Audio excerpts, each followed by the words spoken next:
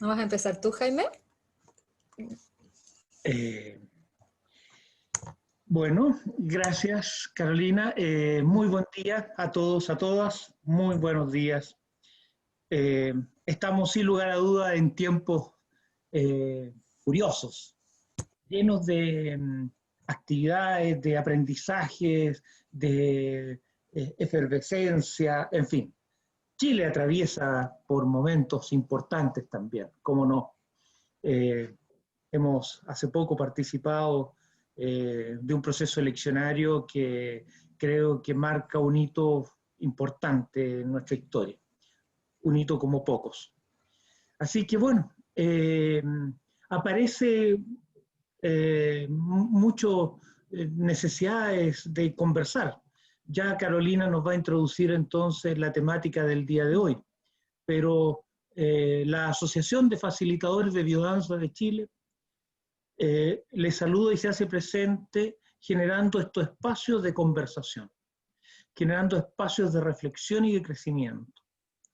Para nosotros como asociación de facilitadores creemos que nuestra misión no tan solo es hacernos cargo del proceso de perfeccionamiento de los asociados, facilitadoras y facilitadores, sino que también de la expansión de la biodanza y de expansión de nuestro principio biocéntrico. Creo que es un agente iluminador que puede ser un gran aporte a la sociedad. Y lo está haciendo en los trabajos individuales que cada uno de los facilitadores y facilitadoras hace en sus propios espacios. Así que estamos muy, muy contentos. Antes de dar paso entonces a Carolina, solo quiero aprovechar la oportunidad, aprovecharme de esta oportunidad y dar un aviso. La Asociación de Facilitadores de Biodanza entra también en un proceso eleccionario. También vienen vientos de cambio golpeando nuestras puertas y ventanas. Así que preparémonos para eso, vayamos informándonos. Y bueno sería también a lo mejor que tú te motivaras en participar y presentarte a algún puesto en este proceso de cambio. Infórmate y participa. Necesitamos de cada uno, cada una de ustedes, los facilitadores y facilitadoras. Necesitamos que se comprometan con esta asociación, porque esta comunidad la hacemos entre todos. Bien, un beso, un abrazo grande y los dejo con la preciosa Carolina, que ha sido en todas estas actividades una conductora pero magnífica. Carolina, todo suyo. Gracias, Jaime. Bueno, muy buenos días a todas y todos. Qué rico otra vez reunirnos, aunque sea de forma virtual. Creo que es tiempo también de que la tecnología nos juegue a nuestro favor. En esta ocasión, poder convocar gente de otros países, incluso de otras ciudades, descentralizando también Santiago. Así que rico poder contar con estas instancias. Y como decía Jaime, estamos en un periodo histórico nacional y mundial de cambio, de nuevos paradigmas y de alzar la voz, de levantar nuestras voces, en este caso de biodanzantes. Muchas veces queda como en un discurso bonito, amoroso dentro de un salón, pero con poca acción política. Y creo que la invitación hoy en día es justamente decir, bueno, esto que practicamos semana a semana, esto que nos inspira, esto que hacemos, ¿puede tener un impacto en el mundo que vivimos? ¿Podemos pensar lo que estamos haciendo? ¿Podemos ponerle un lenguaje? ¿Podemos aportar realmente al mundo que vivimos? ¿O es como, vengan todos a biodanza porque acá se vive un mundo especial, pero afuera está la guerra, afuera no nos entendemos, pero acá sí? O podemos decir, abrimos el salón, y en realidad la biodanza empieza cuando ya no estamos solamente danzando en un espacio protegido, sino afuera, en el acto político, el abrazo de la mirada y de la palabra y de la reflexión. Entonces, bueno, supongo que todos los que estamos acá estamos con esa misma inquietud, diciendo, bueno, tenemos un montón que aportar. ¿Cómo lo hacemos? Porque es momento de aportar, es momento de hacernos parte. Estamos en tiempos de movimiento social, de la presencia de las asambleas, de los coloquios, de los diálogos, de decir qué mundo queremos, porque el que tenemos no nos gusta, no nos está sirviendo. Hay un paradigma que explica el mundo que se está quebrando de a poquito, pero tampoco necesariamente tenemos una respuesta ante eso, y por eso necesitamos reflexionar y escucharnos, porque muchas personas aquí que hoy día van a hablar están haciendo aportes, pero no necesariamente nos enteramos. Entonces la propuesta de diálogos biocéntricos es justamente decir, creemos los espacios, no tenemos las respuestas, tenemos muchas preguntas, pero ¿qué pasa si las alzamos y si escuchamos esas preguntas y entre todos nos ayudamos a responderlas? ¿Cómo llevamos nuestra práctica maravillosa de biodanza que en algún momento nos enamoró y nos sigue enamorando a la vida cotidiana, a la micropolítica, en nuestros actos cotidianos, y por qué no a la macropolítica, a las políticas públicas, a una nueva constitución, a una nueva forma de hacer política? Es ambicioso. De hecho, nos fuimos dando cuenta que las temáticas que proponíamos hoy día de pronto era como, wow, esto es para hacer un seminario de cada una, ¿sí? Pero también es parte de decir, bueno, necesitamos conversar, no importa, no es acabado, no es como, este es el tema, esto es lo que tenemos que presentar, lo que tenemos que aprender. No, justamente es como decir, tenemos estas temáticas, así como muchas otras, y necesitamos ponerlas a disposición para que nos hagamos las preguntas necesarias y las reflexiones necesarias. Si estoy hablando rápido, seguramente es mi internet, porque probablemente se corta y como que luego me aparece mi voz súper rápida. O los amigos Bueno, brasileros. también, claro, hay personas que no hablan español. Bueno, em, nada, contarles que hoy día vamos a estar conversando con tres maravillosos y maravillosas facilitadores de biodanza que tienen expertise en las temáticas de educación, derechos humanos y ecología. Y queremos dar el paso para que ellos nos cuenten un poquito de qué están haciendo, pero también vamos a tener la oportunidad de conversar entre nosotros. Queremos justamente romper esto de tender a que haya una voz de un experto, que luego nosotros tomamos esta voz y bueno, tratamos de asimilarla y queda un poquito pasiva nuestra parte, quienes estamos escuchando. Entonces queremos armar grupos posterior a las exponencias para que podamos todos conversar entre esos pequeños grupitos, poder conversar sobre las temáticas que acá estamos exponiendo. Y luego podamos elegir un representante por grupo que pueda también alzar la voz por ese grupo. Y insisto, no se trata finalmente de llegar a una conclusión. Estos temas son enormes, pero sí al menos plantar una semillita y al menos empezar a como ampliar nuestra conciencia, ampliar nuestro campo de acción, conociendo lo que otros están haciendo también. Y ese es el aporte que quiero hacer Diálogos Biocéntricos, esta rondita, que lo más probable es que este sea solamente una de las muchas rondas que vamos a impulsar. Quizás podemos hacer un solo conversatorio solamente, por ejemplo, educación, y nos aboquemos toda la jornada de educación, otro día a otro tema, nos quedan pendientes un montón, ¿verdad?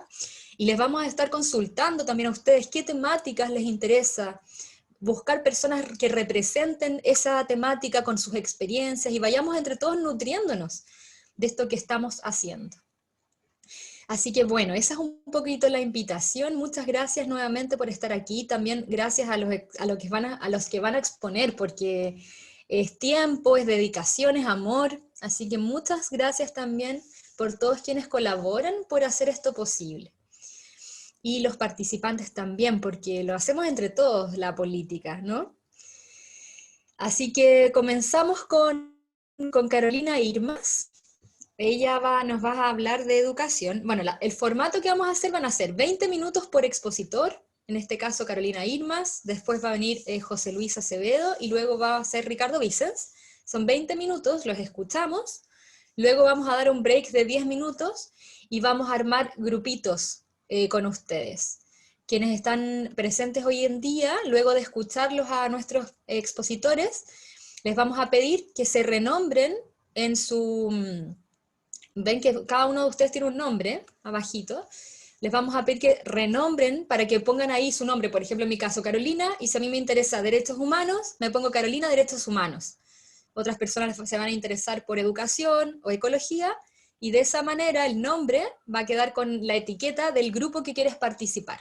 Y luego Rocío, que está por ahí, nos va a ayudar a dividirnos en grupos, más o menos, depende de cuántos seamos al final de las exposiciones, para que podamos conversar 15 minutos por grupo. Elegimos un representante que luego alce la voz por ese grupo. Lo voy a volver a repetir igual las instrucciones cuando terminemos las exposiciones, pero un poquito para que estén enterados, ¿ya? 20 minutos por exposición, por lo tanto vamos a estar alrededor de 1 hora en una primera parte, hacemos un break y luego nos dividimos en grupos para conversar, hacernos preguntas, reflexionar en grupos más pequeños y luego volvemos a la Asamblea General a exponer aquello que rescatamos principalmente de forma breve en estos grupos. Así que, sin más que agregar, damos comienzo, Caro Irmas. Por ahí voy a presentarla a ella. Bueno, Carolina Irmas, o Carola Irmas, bueno. Profesora de castellano, ese es su título profesional. Facilitadora de biodanza. Tiene un magíster en estudios sociales y políticos de Latinoamérica. Trabajó en la UNESCO como investigadora durante 10 años. Es formadora de profesores, actualmente coordinadora del área de desarrollo profesional, docente de la OEI, Organización de Estados Iberoamericanos. Carito, un abrazo grande y te escuchamos. Yo voy a andar a cargo del tiempo, te aviso cuando te queden 5 minutos para que vayas cerrando Bacán. el tema. Gracias, muchas gracias. Bueno, un gusto estar aquí y muy agradecida de la invitación que me hizo José Luis. Un honor compartir con ustedes este espacio. Y bueno, contarles que cuando pensé en esto al principio pensé, bueno, como estamos aquí con el tema de la Constitución, hay que hacer una presentación sobre la relación entre educación y constitución.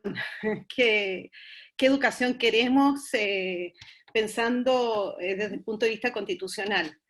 Y después lo miré más ampliamente y lo miré desde la perspectiva, desde la perspectiva biocéntrica, ¿no?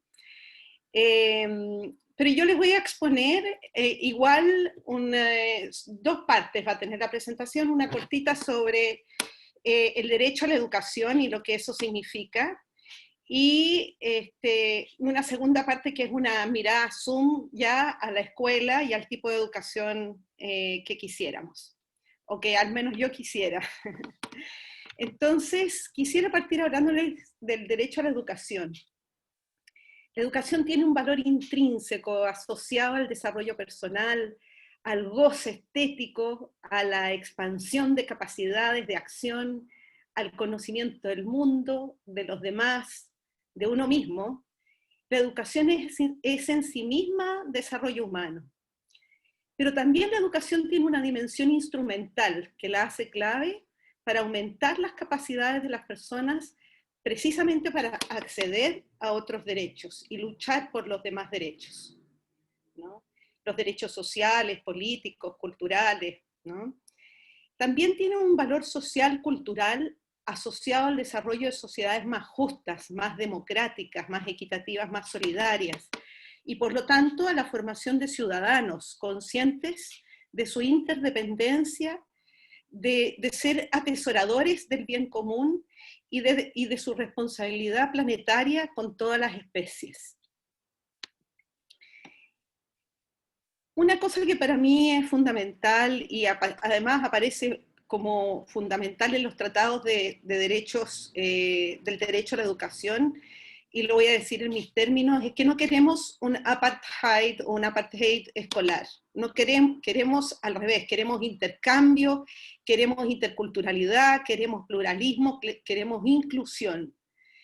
Y eso significa transitar desde una cultura social y educativa, principalmente competitiva, individualista, hacia una cultura colaborativa, solidaria, democrática.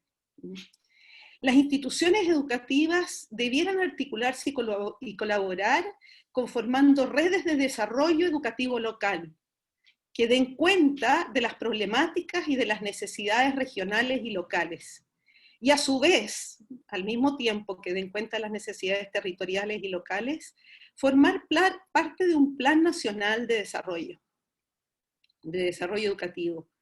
Y en este sentido se habla de dos cualidades que debiera tener la educación desde el punto de vista de los derechos, que debiera ser pertinente, es decir, atingente a los grupos sociales y culturales a los que va dirigida, y relevante, es decir, que sea fundamental para desarrollar las habilidades que uno necesita para vivir en la época que uno vive, y enfrentar los desafíos que uno enfrenta. En términos de financiamiento, del que Chile ha formado, ha sido un claro líder, un mal líder, también se modifica en términos de financiamiento. Debiera terminarse con la lógica del voucher, de financiamiento a la demanda, y destinar a la educación pública recursos basales adecuados al cumplimiento de las tareas que la sociedad espera de ellas. En este sentido, debe tratarse de un sistema equitativo que asegure el acceso universal, que garantice los medios y los recursos humanos y materiales para su óptima implementación y no segmente a los niños y niñas de Chile por estratos socioeconómicos. Los estudios sobre factores asociados a un mejor desempeño académico demuestran que la heterogeneidad en la formación de los grupos contribuye a aumentar los resultados del país, y que por el contrario, la segmentación es índice de bajos resultados. Hay estudios sobre esto del CERCE 2008, de PISA 2012, y hay muchos estudios más, yo menciono solamente dos. Otro principio importante del derecho a la educación es que la escuela debiera ser un lugar que abra las puertas a la sociedad y de la sociedad, y nos permita en alguna medida liberarnos de los sesgos y limitaciones de nuestras familias, ¿ya? Porque algunos hemos tenido la ventaja de nacer en familias que hemos recibido todas las facilidades y todas las condiciones para el desarrollo de todos nuestros potenciales, ¿ya? Pero hay quienes no. Entonces la educación debe abrir las puertas para poder ampliar nuestro campo de acción, nuestras posibilidades de desarrollo. Y no es que la familia no pueda enseñar a las personas lo necesario para vivir, sino que es que la autonomía, la libertad, el ser social se construye en el mismo proceso en que se ejerce. En este sentido, y ustedes lo comprenden bien, el ser social no se enseña, se vive. La sociedad se compromete así con las nuevas generaciones a ofrecerles un espacio, un tiempo, unos recursos destinados exclusivamente a su socialización, a que adquieran aprendizajes que consideramos fundamentales y que tengan una experiencia que creemos nutritiva y que se integren a un colectivo social crecientemente global. La integración social, la ciudadanía, el sentido de pertenencia, el compromiso con la justicia y el bienestar colectivo se refuerzan si todos compartimos una experiencia educativa lo más común posible. Común no significa homogénea, no significa estandarizada, sino que significa que todos tenemos un acceso a los mínimos básicos comunes que nos garantizan nuestro acceso y nuestro disfrute de todos los bienes culturales que la sociedad dispone. Por eso, un principio básico que tiene que quedar asentado en la educación chilena es que la educación pública debe ser una garantía de derecho a la educación. En este minuto Chile no tiene esa garantía de derecho. La educación pública tiene un valor social superior a la privada, y el Estado debe priorizarla poniendo fin a la idea de un Estado subsidiario. La educación estatal en Chile actualmente llega al 36%. El promedio internacional es del 82%. A nivel latinoamericano somos el país con menos educación estatal. Nos sigue Argentina con un 68%, Uruguay con un 83% y Perú con un 85%. La educación pública, la educación de todos y todas, siempre tiene como único propósito el bien común. La educación pública garantiza el derecho universal a la educación sin distinciones arbitrarias. La educación pública es dirigida colectivamente hacia objetivos sociales de bien común porque responde a las autoridades públicas, al mandato público, al contrato social. Un mito importante que hay que derribar en este sentido y que me he encontrado muchas veces es que la educación pública es peor que la privada. Ahí hay un mito que es falso. Los estudios empíricos muestran que la educación municipal es más efectiva y de mejor calidad que la educación subvencionada cuando se controla por nivel socioeconómico de los estudiantes. Es decir, cuando se equiparan escuelas subvencionadas y escuelas municipales del mismo nivel socioeconómico, a las municipales les va mejor. Y eso no es por nada, es porque se ha invertido, lo poco que se ha invertido igual se invierte mejor en el sistema público. Por último, queremos una visión ampliada del derecho a la educación, desde la garantía del acceso a las condiciones en que ese derecho se ejerce. Eso significa ampliar el derecho a la educación desde el acceso, significa acceso a oportunidades educativas desde el nacimiento y a lo largo de la vida, ¿ya? Eso significa, por ejemplo, que una persona mayor tenga oportunidades que le provea al Estado para poder seguir estudiando y desarrollándose, ¿ya? Porque a lo mejor no la tuvo durante su infancia, que la siga teniendo, o si las tuvo, que tenga todas las oportunidades de seguir desarrollándose. Un segundo punto sobre una visión ampliada del acceso al derecho a la educación es que esta debe promover el pleno desarrollo y aprendizaje de cada persona. Debe proveer las condiciones materiales, un currículum que sea desafiante, con equipos profesionales docentes, competentes y humanos. Debe promover el respeto y la vivencia de los derechos humanos. Eso significa calidad de la educación y acceso universal al derecho a la educación. Una educación inclusiva que garantice que todos los niños y las niñas se eduquen en las escuelas de su comunidad en igualdad de condiciones, es decir, que responda a la diversidad del alumnado, y que potencie todas las capacidades para la participación y el aprendizaje, y respete las diferencias culturales, sociales, individuales.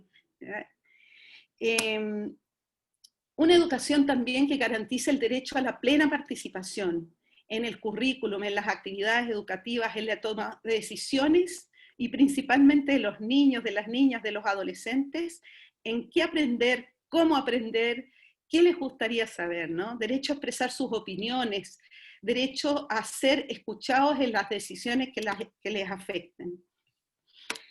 Otra manera de interpretar el derecho a la educación es el derecho a la propia identidad y a ser diferente, tanto a nivel personal como a nivel colectivo, y por tanto debe darse condiciones de respeto y no discriminación.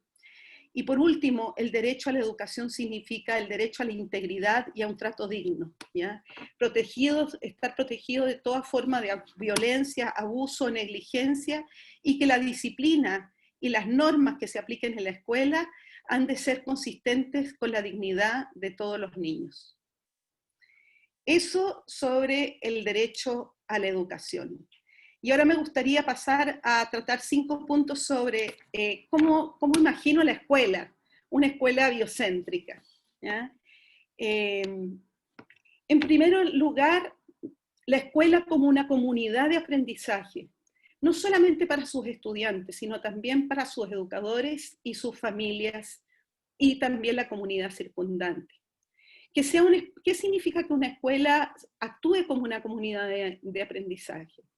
Significa que ese es un espacio de colaboración, donde todos participan como miembros activos y corresponsables de la tarea educativa.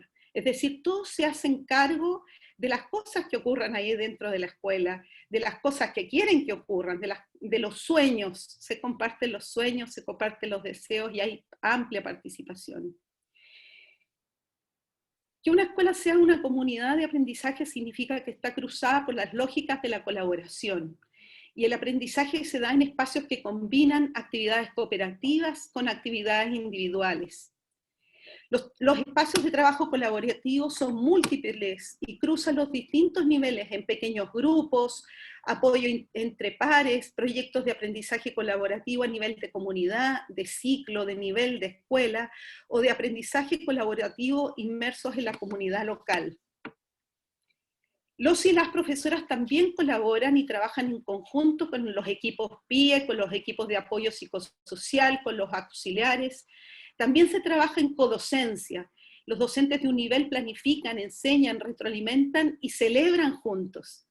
Se complementan, desarrollan proyectos de aprendizaje entre distintas asignaturas. Y también los docentes se apoyan y se visitan en sus aulas y en el desarrollo de sus proyectos y se retroalimentan entre sí. Las familias también colaboran entre ellas y con la escuela y con sus hijos en los procesos de aprendizaje.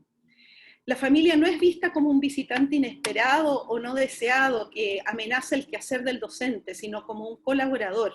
Hay un aporte que ésta hace desde su saber, desde su experiencia, desde sus fondos de conocimiento.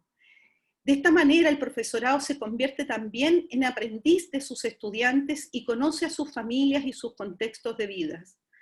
Se ponen en valor los recursos socioculturales, como la historia oral, los saberes locales, los oficios, las artes. La escuela es un lugar de encuentro y aprendizaje no solo para los estudiantes, sino también para las familias y miembros de la comunidad.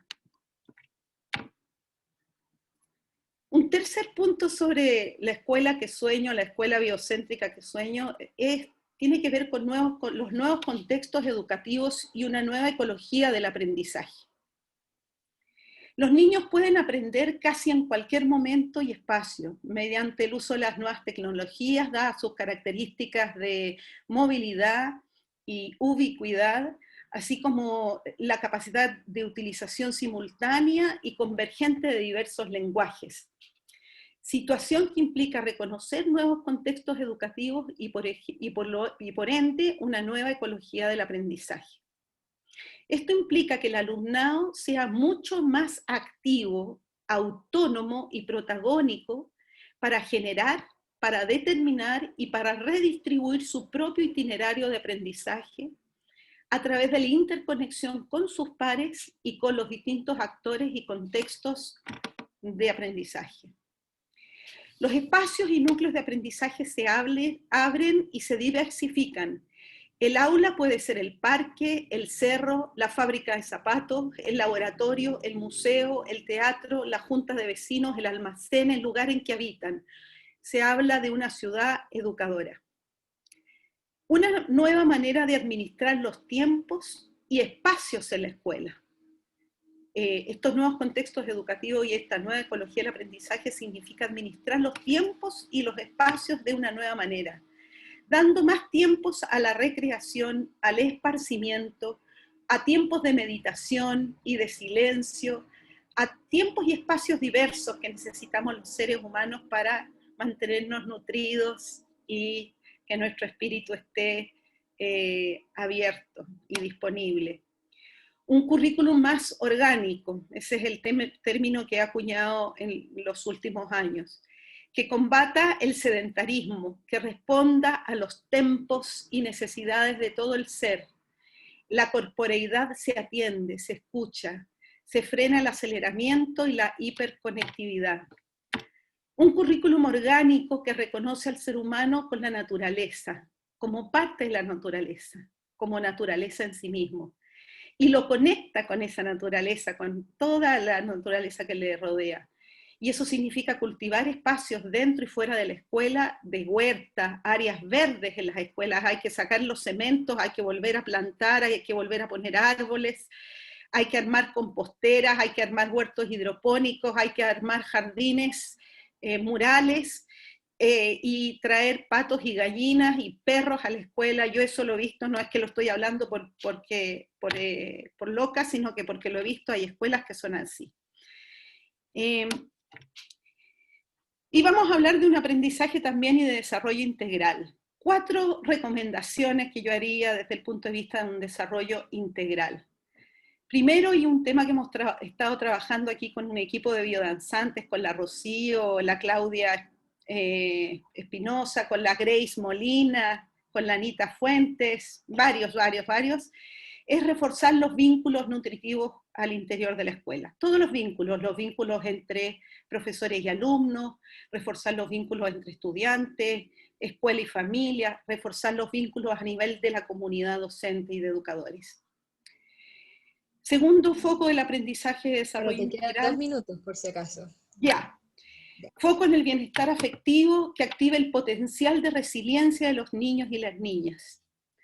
Tercer foco, el desarrollo integral, integrar la dimensión socioafectiva en las experiencias de aprendizaje.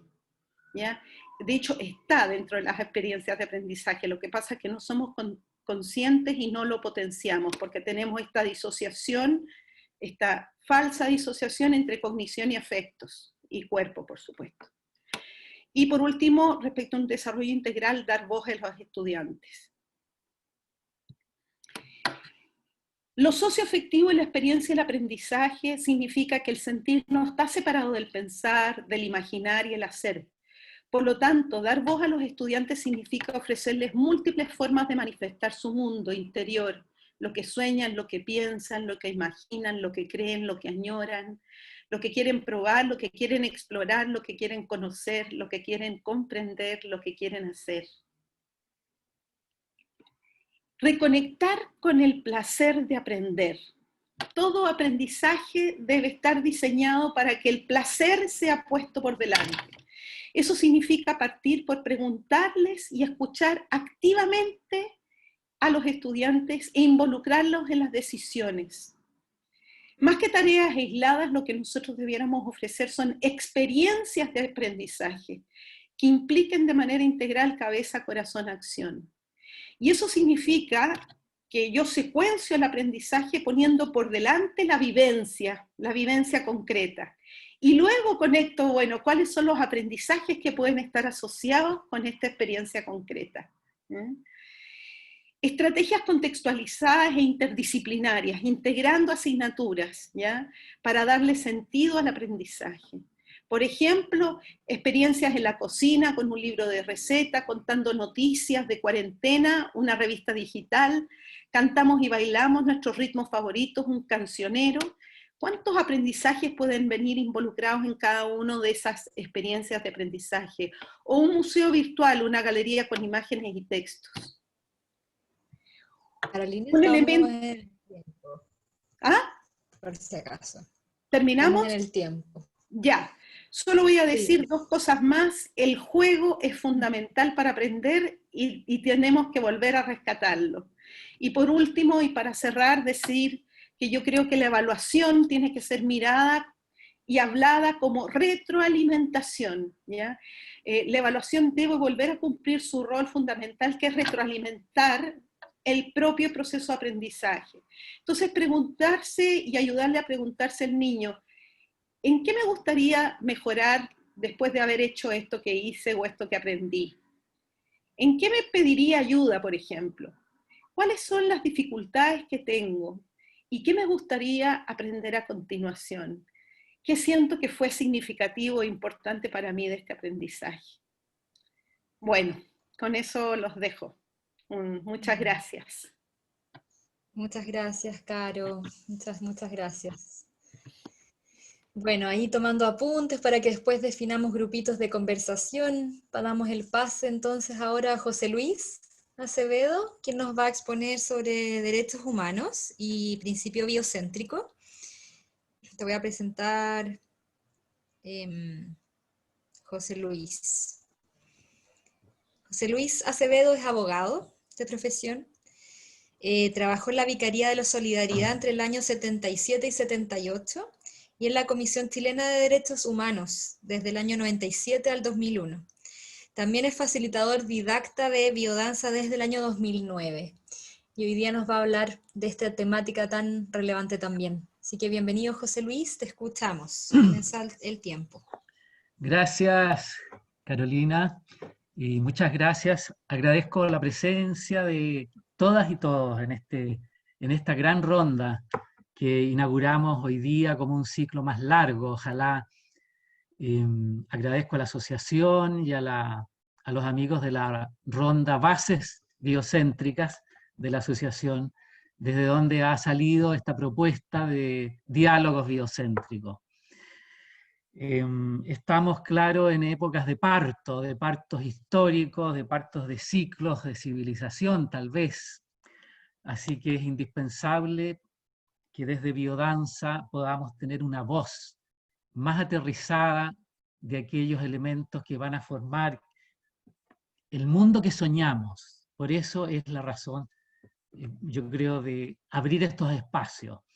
Me encantó escuchar a Carolina con esto del derecho a la educación y recuperar lo orgánico de ella, y que está tan vinculado con derechos humanos. Educación sin derechos humanos y al revés no, es imposible, como una sociedad sin derechos humanos.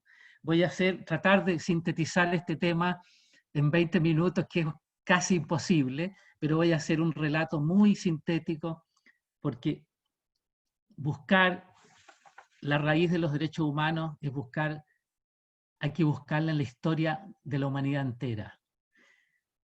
Y para eso, recordando a Rolando, voy a leer un poema, para partir con un poema que nos pueda ayudarnos a reconocernos en la historia. ¿Por qué estamos hoy aquí? Allí venían ellos y ellas, niños y niñas, jóvenes y ancianos, con otros y otras, casi desnudos, de ropas, de nombres, los sobrevivientes del hielo, del fuego, de la tormenta, del más fuerte, del más débil, del más violento, del más sabio, los victoriosos de la estepa, del hambre, del frío. Se buscaron con los ojos y detuvieron su marcha junto al agua. Allí esperaron la noche, enlazaron sus manos por vez primera junto al fuego que los acunaba. Y unidos uno al otro, bajo el pavor estelar, se abrazaron. Y en el silencio de esa noche sintieron fuerza, alegría, coraje, ternura, pasión de vivir, para seguir marchando.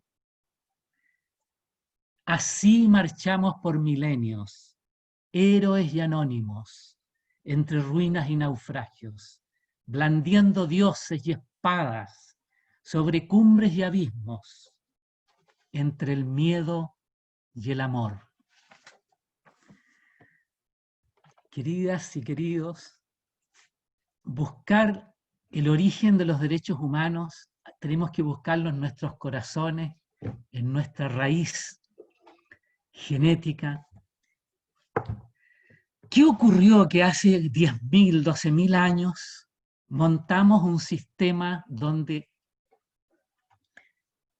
el ego predominantemente patriarcal, dominante, opresivo, conquistador, se entronizó y formó la cultura que hoy tal vez llega a un ciclo de extinción y de cambio?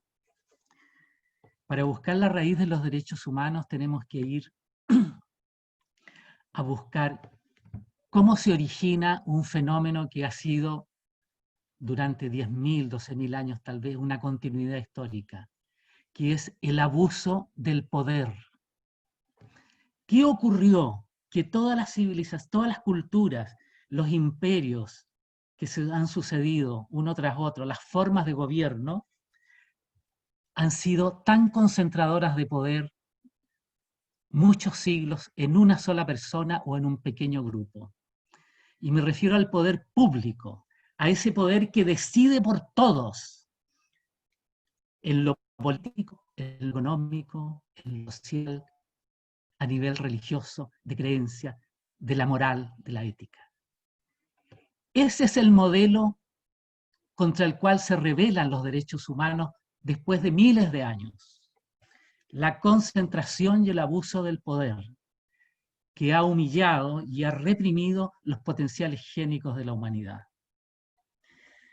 Hemos desarrollado hasta ahora básicamente los potenciales del hacer, del tener y del poseer. Claro que ha tenido grandes desarrollos y beneficios en el lado virtuoso de aquello, pero ha dejado de lado un elemento fundamental, que es el pegamento de todos los sueños de humanidad que predica el principio biocéntrico y biodanza, que es la afectividad, que es ese pegamento del lazo y del tejido vivencial que ha sido destruido y maltratado por siglos.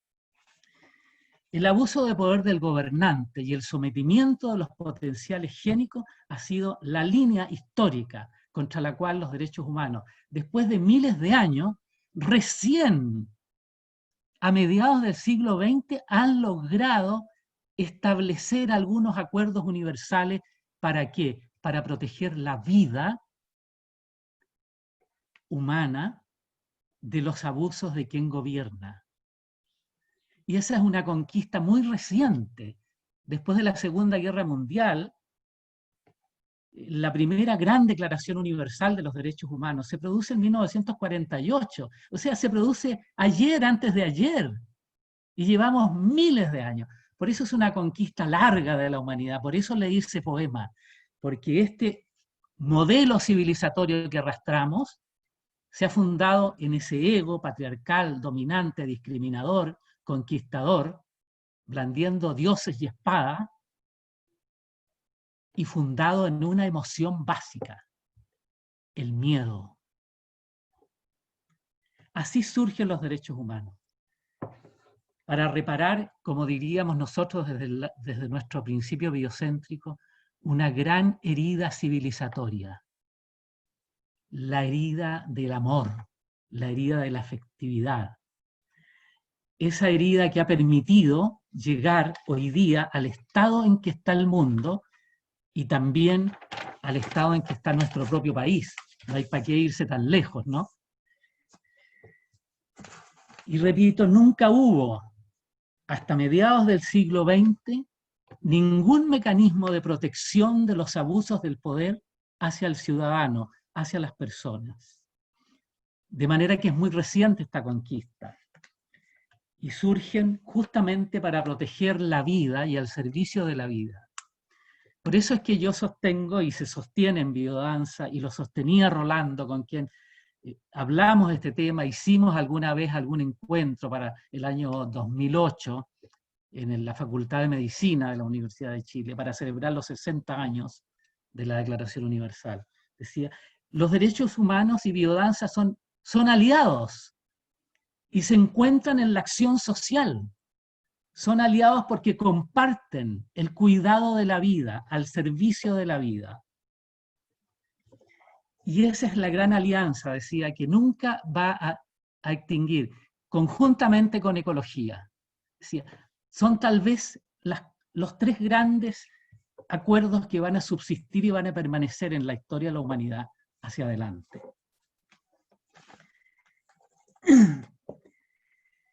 Este tema es inmensamente largo, los derechos humanos se han venido institucionalizando del año 48, hay una cantidad de convenios que no los voy a nombrar, no puedo, no hay tiempo para meternos, pero han ido tomando sustancia en las instituciones, en los países y sobre todo en las sociedades. Han ido formándose organismos internacionales, nacionales, y las personas, la ciudadanía se ha ido empoderando en la capacidad de exigirlos. ¿Qué tiene que ver biodanza con los derechos humanos? ¿Aló? Más allá de lo... No te escucho, ¿verdad?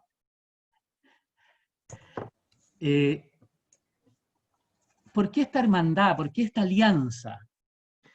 Sustancialmente porque se nutren los derechos humanos y biodanza de las mismas raíces universales, que son las necesidades universales de cuidar la vida y que son las mismas raíces de las líneas de vivencia de biodanza.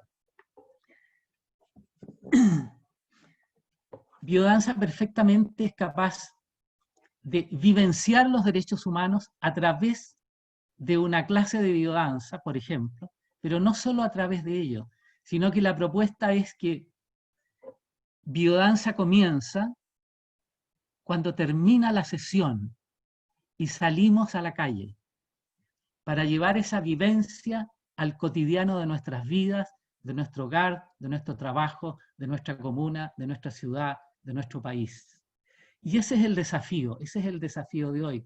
Y por eso es que es interesante plantearlo junto hoy día con educación y con ecología, porque son tres temas que van muy entrelazados, yo siento, para el mundo que queremos. Si queremos hablar de lo que se está cuajando, de lo que está hoy día madurando en esta eclosión que vive el país, estos tres temas son inevitables y varios otros más, sin duda. Yo solamente quiero hacer una aproximación, un bosquejo general y tratar de llegar a lo esencial, esperando muchos aportes de otras personas en este tema y en muchos otros. Decía que por ello son hermanos de sangre y aliados inevitables, porque biodanza y el principio biocéntrico se encuentran inevitablemente aliados en la acción hacia el mundo. Ni una ni otra pueden, yo diría, actuar por su cuenta. Se complementan y se necesitan. Me gustaría, más que hacer un largo discurso, compartir con ustedes un par de PowerPoint donde podamos revisar cómo es esta implicación de biodanza del principio biocéntrico con los derechos humanos. Cómo es que en las líneas de vivencia nuestras se expresan los derechos humanos de una manera tan orgánica y natural, si nos imaginamos que es una sociedad entera la que está biodanzando en una sala y biodanzando en un país. Le voy a pedir a Lorena Santandreu, nuestra amiga, que nos ayude a compartir un PowerPoint.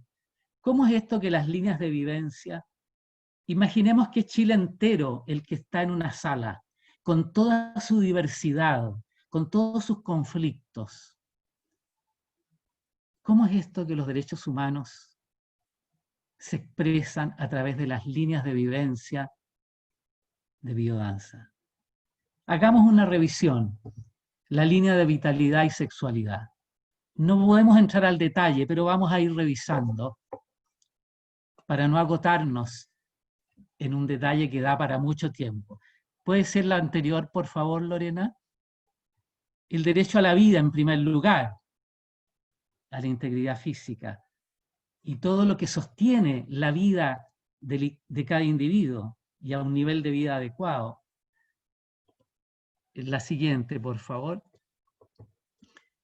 Sin duda la libertad personal, movimiento, exploración del mundo, el derecho a la salud, al asilo, seguridad social, al descanso, tiempo libre, derecho sobre el propio cuerpo y la reproducción. Pueden haber otros que aparezcan, pero en lo grueso siento que esos se expresan en esa línea. Después tenemos la línea de afectividad. Cómo este país, esta sociedad, la humanidad entera se liga y religa a través de la afectividad con el derecho a la igualdad ante la ley y la justicia frente al trato de las autoridades. Y todo lo que deriva del derecho a la igualdad, que da para un taller entero. El derecho a la intimidad y a la honra. Nunca en la historia, en 12.000 años, estos derechos fueron reconocidos. El derecho al placer y al ocio. Son derechos que emergen en las nuevas generaciones de derechos humanos. El derecho a reunirse, por supuesto, de asociarse, que hace al individuo en su enlazamiento social, en su acoplamiento estructural, propio de la afectividad, que permea toda la actividad humana. El derecho a elegir, a optar. ¿Podemos seguir, por favor, Lorena? La próxima, Se acabó el también. tiempo por si acaso, para que vaya cerrando. ¿Cuánto me queda? Poquito. Nada, se acabó el tiempo. Voy a la otra que es Así más... que tómate un minuto para cerrar. Por favor, para cerrar con la otra. Toda la creatividad de pensamiento, opinión, derechos neuronales, son derechos que aparecen. Inviolabilidad, exclusividad, identidad del pensamiento, derecho a la educación, como decía Carolina, en toda su variedad. La siguiente, por favor, Lorena. Libertad de enseñanza, el derecho a la propiedad privada, mixta, cooperativa, y todas las especies de propiedad, derecho a la información. Y terminamos con la que sigue. Y la trascendencia, que engloba todas las libertades de conciencia, creencia, los derechos de los pueblos originarios. Pero no puedo terminar sin ver el otro PowerPoint, que es muy breve, Carolina, y que son las propuestas. ¿Qué aporte hace el biocentrismo? En el otro PowerPoint, por favor, Lorena, de aportes del principio biocéntrico a los derechos humanos y al proceso de transformación social. Que creo que es lo más importante. ¿Podríamos abrir el otro PowerPoint, por favor? El de aportes, y con eso cerramos. Que es un poco la propuesta y la pregunta que se formula al conjunto hoy día y que nos formulamos. ¿Cuál es el gran aporte? Que instala al ser humano inmerso en el sistema que habita ontocosmológicamente, de igual a igual. Abandonamos ese antropocentrismo patriarcal de milenios y todo lo que viene siguiendo. Segundo, por lo mismo rescata los derechos de los sistemas vivientes, del ecosistema y la naturaleza. Y todo lo que allí va derivando, por eso es que decimos es un salto muy, muy grande el que estamos dando. Cuesta mucho enmarcarlo, pero hacia allá apuntamos. Asegura y fortalece el amor social mediante los ecofactores positivos que le llamo, que son los derechos sociales, económicos y culturales, con un énfasis vital y que sean exigibles. Propone un estatuto universal de derechos biocéntricos que garanticen la sobrevivencia, y no solo la sobrevivencia, la vida y la expresión de los potenciales de todas las especies y seres vivientes. Quinto, entiende que toda acción humana relativa a todos los recursos, a todos los medios, nunca debe ser usado en contra de la especie o del lugar que los generó, porque entiende que es un sistema cerrado, en que unos dependen de los otros como una totalidad. Y 6,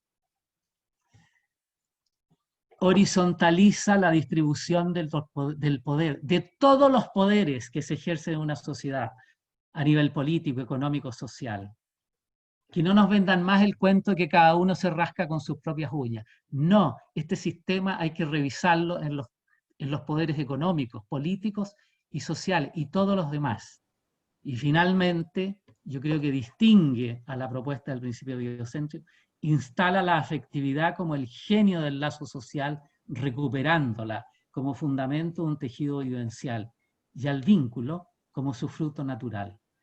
Por ello proponemos el derecho al amor como un derecho humano fundante de una nueva cultura. Y termino solamente, Carolina, José, con agradecer a todos. estamos en el tiempo, estamos pasaditos, pero muchas gracias porque son Muchas gracias. Hay muchas preguntas que quedan ahí, las dejo planteadas. ¿Qué es ser biodanzante hoy? ¿Cómo aporta la biodanza a la transformación social? Etcétera, etcétera, etcétera. Etcétera, y gran etcétera. Muy lindo trabajo, José Luis, muchas gracias. Vamos a dar paso entonces a Ricardo Vicens, que también nos trae una postura probablemente muy en concordancia y en línea de lo que tú estás hablando, así que continuamos con Ricardo. Les presento a Ricardo, que también muchos lo debemos conocer. Pasa el tiempo, eso es el estado de flow, cuando entramos en ese estado creativo no es porque la mente, bueno, así muchas que gracias. eso es muy hermoso. Disculpa si ocupé más. Inspirador. Ricardo, bienvenido. Bueno, sabemos que Ricardo es terapeuta de medicina y psicología biocéntrica. Se dedica a la psicoterapia, a la nutrición ortomolecular y es profesor y director de la Escuela de Biodecodificación. También facilitador y codirector de la Escuela de Biodanza Terapéutica. Y actualmente es cofundador de la Ecoaldea Crisálida. Es una ecoaldea biocéntrica, proyecto que se encuentra en desarrollo y a punto de constituirse como cooperativa con 60 familias que vivirán en el sur de Chile, de las cuales ya hay 35 comprometidas. Ricardo, te damos el pase para que nos cuentes un poquito del tema ecología y principio biocéntrico. Muchas gracias. Bueno, un placer y un honor ser acogido por esta ronda tan bella, de ver rostros conocidos, de habernos encontrado con abrazos, con miradas, de habernos humanizado y naturalizado a través de esos encuentros, lo que se hace factible a través de biodanza. Encuentro maravillosa esta iniciativa porque es hora que los biodanzantes expresen no solamente con gestos de corporalidad, sino también con la palabra, que expresemos nuestro sentir y que transformemos ese sentir en acción. Entonces, les voy a compartir un PowerPoint para hablar sobre lo que yo les quiero compartir hoy día y que induzcan a un diálogo.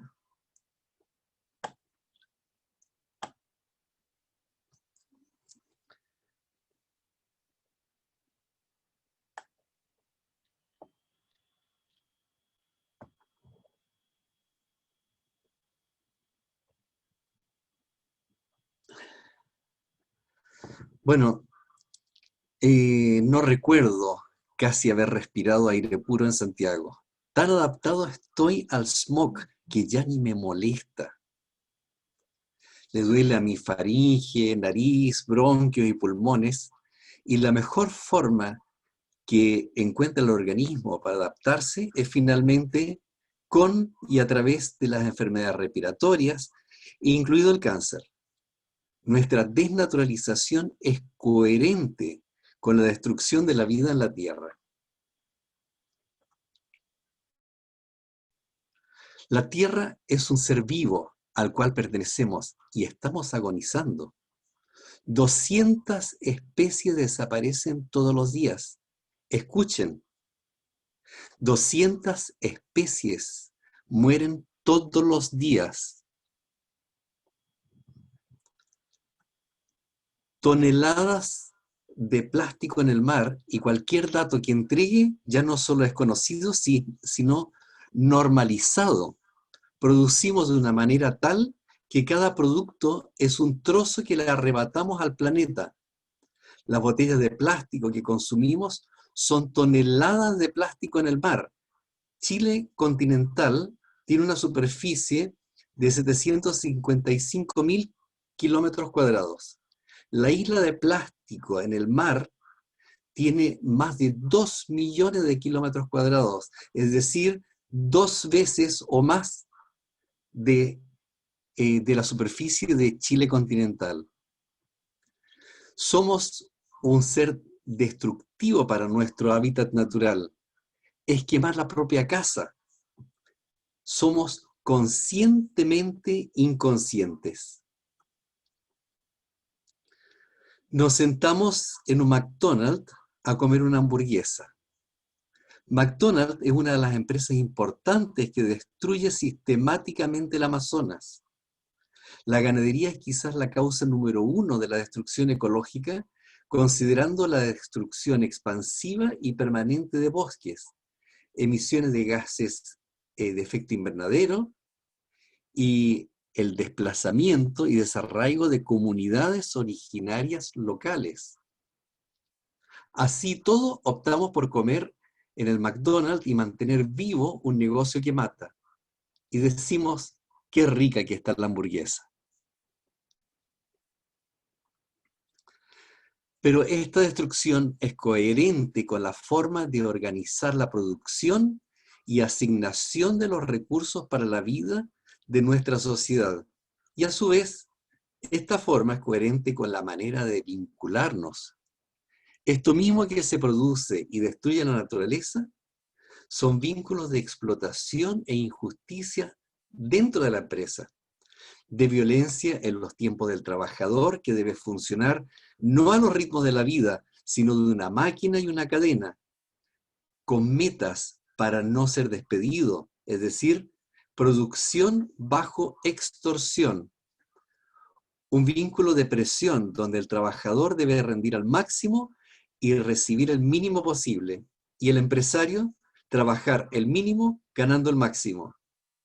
Es posible incluso que sea un accionista japonés que ni siquiera conoce el producto, ni siquiera su traducción al japonés, pero que compra esas acciones y es con ello propietario de la empresa mientras tenga estas acciones en su posición.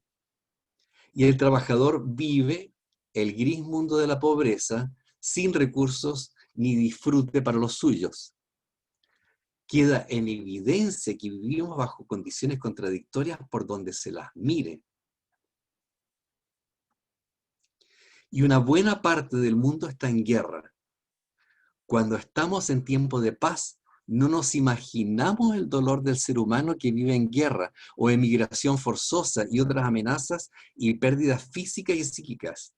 Y el mundo está en guerra en muchos lugares del mundo.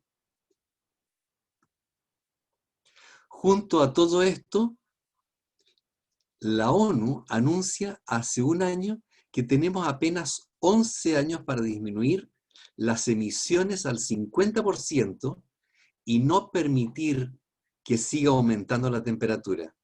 Si no lo conseguimos, entonces, después de ese tiempo, todo lo que hagamos será inútil y estaremos condenados a un terrible holocausto, desaparición de la vida en la Tierra.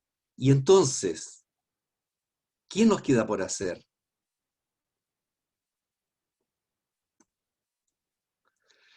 La propuesta que les haré aquí no es un granito de arena. No, lo que tenemos que hacer ahora con urgencia no son granitos, sino rocas. Lo más efectivo a nuestro alcance. En primer lugar, los invito a construir ecoaldeas biocéntricas. Es decir, no solo a danzar, sino a realizar lo que se propone en cada sesión de biodanza, pero en el escenario de la vida y en función de la supervivencia práctica. A migrar de un salto de una forma disfuncional de supervivencia para encarnar íntegramente el cambio que requerimos urgentemente en todas las dimensiones de la sustentabilidad. A construir sociedades donde se aplican los principios que aseguran la vida, la afectividad, los derechos humanos, la educación biocéntrica y la sustentabilidad. Los invito no a construir una ecoaldea, los invito a construir una también, porque por una se empieza, pero más que eso es a realizar un movimiento de ecoaldeas. ¿Qué características tiene que tener? La pandemia nos obliga a encuevarnos y a olvidarnos de quiénes somos, de la sociedad y comunidad humana que somos. Estamos lejos de la tierra, del bosque, de la naturaleza, de los abrazos, de las miradas, del ser natural que somos originalmente. Nuestra voz solo se escucha cuando actuamos como ocurrió en el estallido social. Tú eras el protagonista. Te invitamos a hacer el cambio social. No queremos que te vayas a vivir en el bosque o en el desierto como si de vacaciones se tratara. Te invitamos a ser generador de la naturaleza a la que quieres pertenecer. A construir modelos de sociedad que colaboren con la tierra para pertenecer a ella, para que la tierra se sienta agradecida porque eres semilla, como lo es un piñón de araucaria del bosque maduro. Te invitamos a vivir de manera coherente con tus anhelos y con los de la comunidad a la que perteneces. Queremos que vivas en una comunidad que se alegre con tu presencia, porque también tú te alegrarás con la presencia de los otros. Junto a ellos tú habrás construido un invernadero o habrás compartido tu forma de cocinar las tortillitas, o de tejer el chal, o de cultivar tomates, o tu canto de soprano, un centro de salud, un colegio biocéntrico, cultivos orgánicos, un centro de aprendizaje donde se aprende a ser humano y ecualdiano, en fin, habrás compartido el qué o la que eres porque vives en una comunidad donde se valora tu proyecto. El tuyo junto al de otros es como se estaría formando una ecoaldea. Te invitamos a construir cooperativas. Sentimos que la naturaleza es bien cuidada cuando somos seres felices, es decir, con una comunidad afectiva. La afectividad es la forma de manifestarse la naturaleza en el ser humano. Ser comunidad afectiva es ser naturaleza cuidada, respetada. Las formas patriarcales de vincularse son iguales a la depredación del medio ambiente. Entre las alternativas está la cooperativa. Para la estructura legal se elige la cooperativa por varias razones. El cooperativismo promueve iniciativas empresariales solidarias orientadas a la producción y distribución de bienes sociales.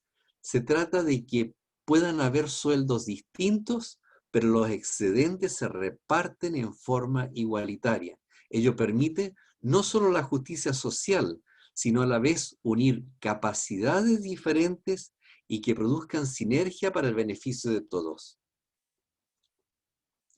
Te invitamos a tener soberanía alimentaria y energética. Esto significa menor dependencia del sistema del empleo y menores gastos.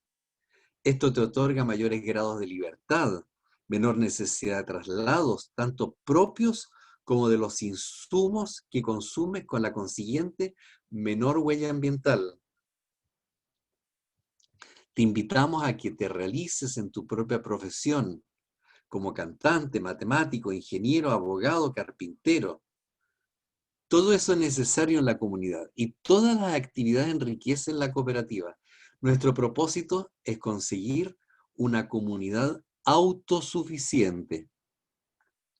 Quizás lo más acogedor es que podamos vivir como comunidad, que tengamos nuestros lugares de encuentro, no solamente en nuestra propia casa, sino en un centro comunitario, donde se produzcan en forma permanente eventos culturales y así el talento de la comunidad se exprese libremente y enriquezca de recursos artísticos y de crecimiento en la misma. Justamente le damos gran valor al crecimiento emocional y cognitivo de la comunidad. Por ello, prioritarias serán las actividades de crecimiento como de aprendizaje, escuela de formación en diversos aspectos necesarios de adquirir, como la permacultura, la bioconstrucción y otros conocimientos, pero también el crecimiento personal con talleres permanentes de biodanza, constelaciones familiares, arte terapia, psicoterapia, yoga, etc.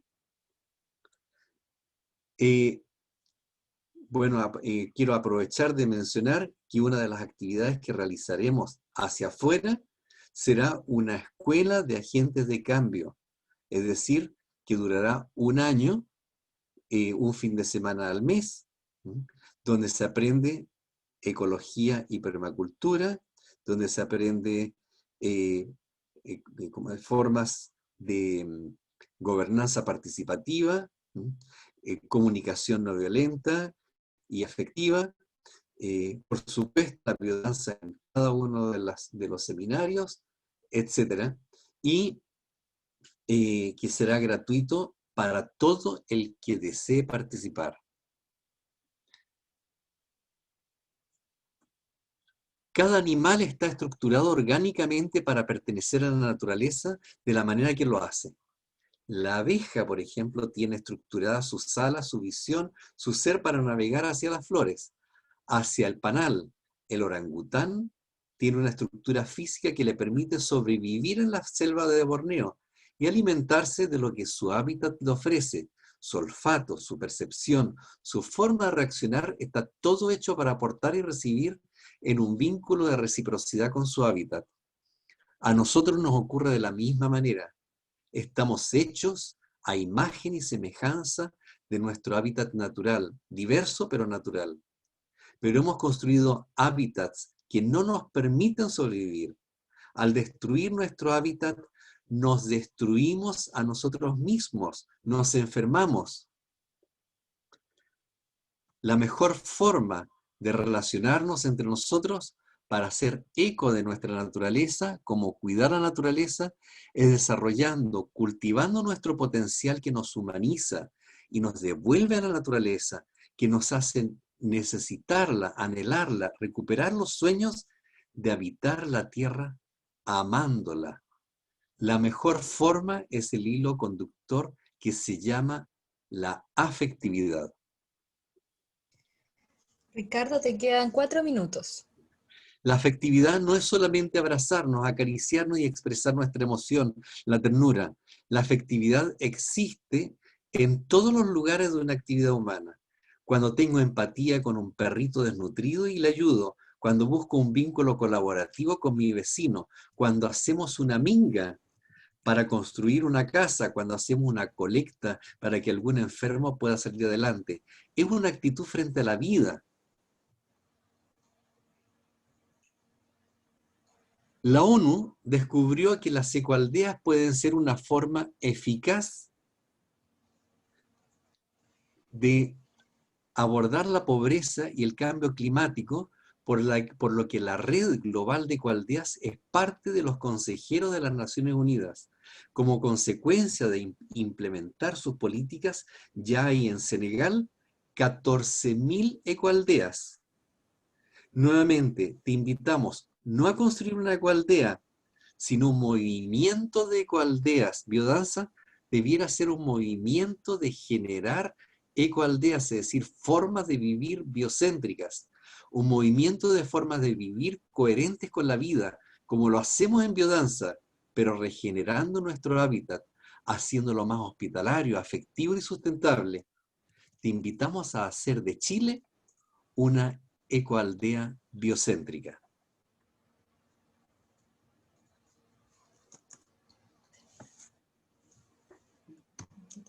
Quedan 2 minutitos. Gracias, Ricardo, qué hermosa presentación. Bueno. Ahí se ven manitos alzadas. Muchas gracias. Bueno, les damos entonces, vamos a hacer lo siguiente. Vamos a dar 5 minutos de break para pipí, baño, agüita, lo que sea. Vamos a regresar y les vamos a pedir que se renombren en su chat. Ahí lo vamos a explicar bien. Pero que cada uno elija a qué grupo le gustaría entrar a conversar con otros. Ecología, educación, derechos humanos. Para renombrar es re simple, simplemente vas a participantes, abajito en la parte inferior de la pantalla aparece un monito, que salen como 2 monitos, dice participantes, aparece tu nombre, y si simplemente llevas el cursor encima de tu nombre, aparece la opción más. Y en ese más aparece renombrar. Y en ese renombrar te puedes poner tu nombre cortito para que luego aparezca la etiqueta derechos humanos, ecología o educación. Si estás en el computador es sencillo. Desde el celular debería ser también sencillo. Ponerte sobre tu nombre y cambiar la opción. Lo dejo ahí, algunos ya lo han logrado, genial. Volvemos en 5 minutos y el que no entendió cómo se hace, volvemos a explicar, ¿vale? Así que ahora, desde ahora 5 minutitos, Jaime pone una musiquita que nos indique más o menos una música de 5 minutos y regresamos, porque ahora viene algo súper importante que es que conversemos al respecto, nuestras reflexiones, y entre todos nos retroalimentemos. Muchas gracias.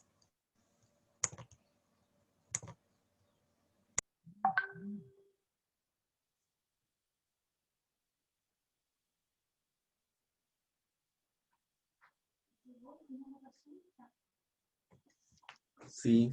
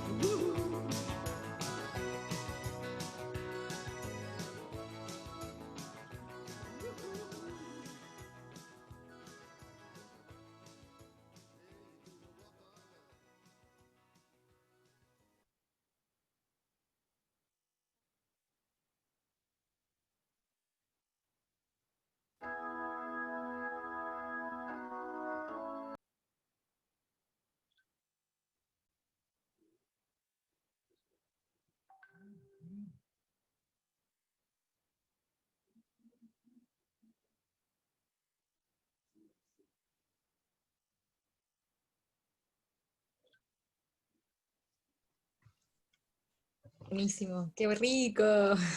Se tiene que haber hecho corto igual. Súper. Me imagino. Bueno, esa es la gracia, quedarnos con ganas y que queramos de nuevo reunirnos, así que bien.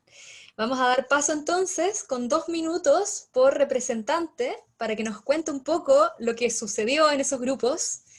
Y luego de que cada representante exprese lo del grupo, le volvemos a dar la palabra a Carolina, a José Luis, a Ricardo, para recoger estas impresiones y cerrar también en 2 minutos. Entonces estamos en la parte final.